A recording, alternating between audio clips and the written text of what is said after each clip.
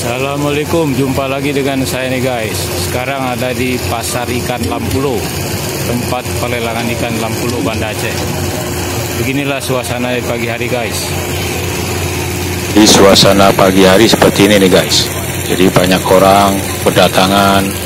Kita bisa melihat, menyaksikan langsung ya para nelayan yang menurunkan ikan dari kapal-kapal mereka.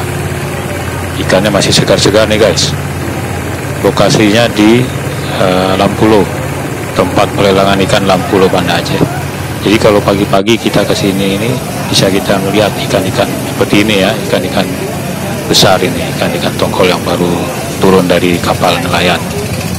Ini dibelinya bukan satuan ya, jadi dalam jumlah banyak, karena ini tempat pelelangan ikan, jadi bukan beli satuan atau eceran.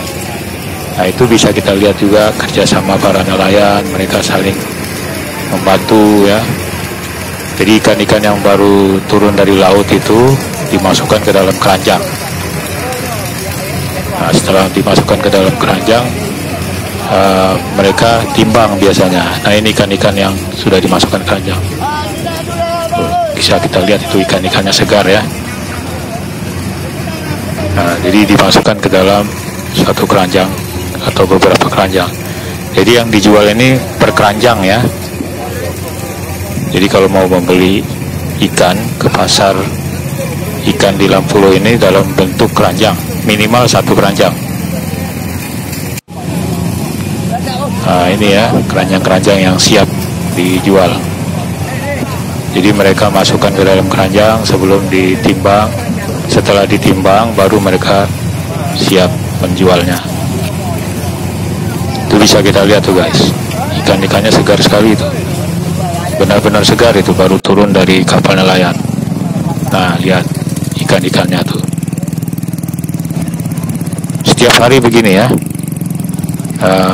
pemandangan di kapal, pemandangan di tempat pelelangan ikan Lampulo.